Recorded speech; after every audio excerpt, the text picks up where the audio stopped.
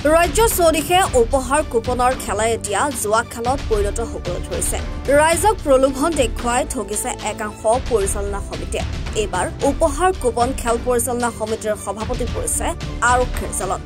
দৰঙৰ দলগাঁৱৰ গদাইজাৰস্থিত কোহিনুৰ সংঘ আৰু লাইব্ৰেৰী গৃহ নিৰ্মাণৰ সাহায্যাৰ্থে অনুষ্ঠিত কৰা উপহাৰ কুপন খেলৰ নামত ৰাইজক ৰামঠগন দিয়াৰ ঘটনা পোহৰলৈ আহিছে। উপহাৰ কুপন খেলৰ পুৰস্কাৰ লাভ কৰা বিজেতা পুৰস্কাৰ নিদিয়াৰ অভিযোগ উত্থাপিত হৈছে।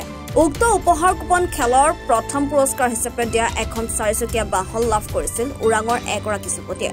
আনহাতে আন এজন ব্যক্তিয়ে লাভ কৰিছিল এখন ট্ৰেক্টৰ। উপহাৰ কুপন খেল অনুষ্ঠিত কৰাৰ এমাহ অতিক্ৰম কৰাৰ পিছতো বিজেতাই পুৰস্কাৰ লাভ নকৰাত প্ৰথম পুৰস্কাৰ বিজেতাই উপহাৰ কুপন খেল পৰিচালনা সমিতিৰ বিৰুদ্ধে দলগাঁও আৰক্ষী থানাত এজাহাৰ দাখিল কৰে। এজাহাৰ ভিত্তিত দলগাঁও আৰক্ষীয়ে অভিযান চলাই খেল পৰিচালনা সমিতিৰ সভাপতিক আটক কৰি জেললৈ প্ৰেৰণ কৰে। উল্লেখ্য যে খেল পৰিচালনা সমিতিৰ সভাপতি আৰক্ষীৰ জালত পৰিলেও পলাই ফুৰিছে আন সদস্যসকল। সঠিক তদন্তৰ জৰিয়তে উপযুক্ত ন্যায় বিচাৰি আৰক্ষীৰ ওচৰত আহ্বান জনোৱা এতিয়া পৰিলক্ষিত হৈছে। এই খেলখনত আমি মোৰ ভণ্টি ৰবীনা শইকীয়াই প্ৰথম পুৰস্কাৰ পোৱা বুলি কমিটিৰ যিটো চূড়ান্ত তালিকাত উল্লেখ হোৱাৰ পিছতো কমিটিৰ ফালৰ পৰা আমাক অৱগত কৰাইছিল যে আপোনালোকে প্ৰথম পুৰস্কাৰ পাবলৈ সক্ষম হৈছে। সেই অজুহাতে খেলাৰ 3 দিন পিছত এই কমিটিৰ ফালৰ পৰা দিন ইছলাম নামৰ ব্যক্তিজনে আমাৰ ঘৰত গৈ আমাক 50,000 টকা যাচি ক'লে যে আমাৰ লছ হৈছে, আপোনালোকে এইখিনিতে মানি লওক। পিছত আমি ক'লোঁ আমি যিটো প্ৰথম পুৰস্কাৰ পাইছোঁ তাৰ অপজিট ছাইডত লিখা আছে পইচা নল'লে কি কয় প্ৰথম পুৰস্কাৰ নল'লে 8 লাখ টকা দিব বুলি। তো এই জেগাত 50,000 আমি কেনেকৈ মান্তি হ'ম? আমি মান্তি নহওঁ, আমাক সম্পূৰ্ণ পইচা লাগিব। তাৰপিছত সিহঁতে সেইখিনি কৈ উভতি আহিলে। অহাৰ পিছত এদিন যায়, 2 দিন যায়, 3 দিন যায়, এনেকৈ আমি তেওঁলোকৰ লগত যোগাযোগ কৰিলে আমাক কোনো ধৰণৰ ফোনত কথা নাপাতে, আমাক লগ নধৰে। যদিও 1 বা 2 বাৰ লগ ধৰিছিলোঁ, তেওঁলোকে উল্টাই দিন ইছলাম আৰু আবু ছাইদ বোলাজনে আমাক ধমকি দিয়ে কিহৰ পইচা পা বুলি। তহঁতে কোনো লটাৰী খেলাৰ টিকেট পইচা নোপোৱা বুলি এনেকুৱা ধমকি দিয়ে। পিছত আমি আইনৰ কাষ চাপিলোঁ থানাত এজাহাৰ দাখিল কৰাৰ পিছত আজি সেই খেলখনৰ যিজন সভাপতি আনোৱাৰ হুছেইনক পুলিচে ইতিমধ্যে আটক কৰিছে। আটক কৰি থানাত তেখেতক ৰাখিছে। আমাক মাতিলে, আমি আহিলোঁ, আমাৰ ষ্টেটমেণ্টটো থানাত দিলোঁ। এতিয়া বাকী আইনৰ ওপৰত আমি ভৰসা ৰাখিছোঁ।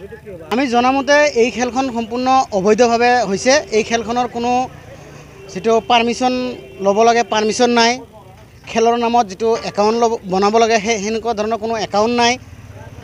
ক'ব গ'লে টোটেলি এটা অবৈধভাৱে এই খেলখন পৰিচালনা হৈছে।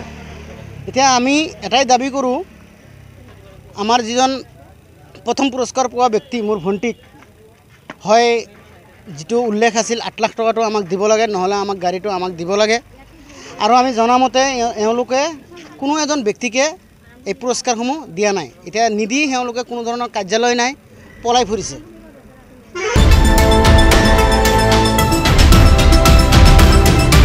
খাৰুপেটীয়াৰ পৰা খয়কৰ মণ্ডলৰ ৰিপৰ্ট, এনি ভাৰত 24। নমস্কাৰ, মই অজয় ফুকন আৰু এইখিনিতে সমূহ এনি ভাৰত চেনেলটোৰ যিসকল কৰ্মকৰ্তা আছে সকলোৰে মোৰ ফালৰ পৰা শুভেচ্ছা জ্ঞাপন কৰিছোঁ। অসমৰ আচলতে সংবাদ জগতত নতুনকৈ আচলতে এটি আত্মপ্ৰকাশ ঘটিছে আমাৰ নিউজ চেনেল এনি ভাৰত। আৰু এনি ভাৰতৰ এটা খুব ধুনীয়া এটা অনুষ্ঠান হ'বলৈ গৈ আছে। সকলোৱে জানে আমাৰ সকলোৰে মৰমৰ হাৰ্টথ্ৰব জুবিন গাৰ্গৰ গানে কি আনে। আচলতে জুবিন দাৰ সেই গীতৰ আধাৰত আমাৰ হিৰুদাই লিখা সেই গীতটি গানে কি আনে, এই গানে কি আনে নামৰ এটি তেওঁলোকে সাংগীতিক ৰিয়েলিটি শ্ব' কৰিবলৈ গৈ আছে। আৰু 15 আগষ্টৰ পৰা গোটেই আৰম্ভ হ'ব।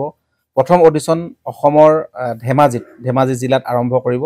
গতিকে সমূহ যিসকল প্ৰতিভা আছে, যিসকলে গান ভাল পায়, যিসকলে তেওঁলোকৰ নিজৰ প্ৰতিভা আচলতে দেখুৱাব বিচাৰে, এই ৰিয়েলিটি শ্ব'ত গানে কি আনে এই প্ৰতিযোগিতাত অংশগ্ৰহণ কৰক আৰু খুব ধুনীয়া আপোনালোকে সুবৰ্ণ সুযোগ লাভ কৰিব।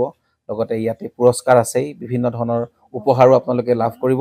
আৰু লগতে এগৰাকী প্ৰতিষ্ঠিত আচলতে এগৰাকী শিল্পী হিচাপে অসমৰ সাংস্কৃতিক জগতত আপোনালোক প্ৰতিষ্ঠা লাভ কৰিব। গতিকে গোটেই অনুষ্ঠানটোলৈ মোৰ ফালৰ পৰা শুভকামনা থাকিল। আৰু লগতে এই অনুষ্ঠানটোত আপোনালোকে অংশগ্ৰহণ কৰিব, আমিও আছোঁ আৰু সকলোকে আমি লগ পাম। ধন্যবাদ।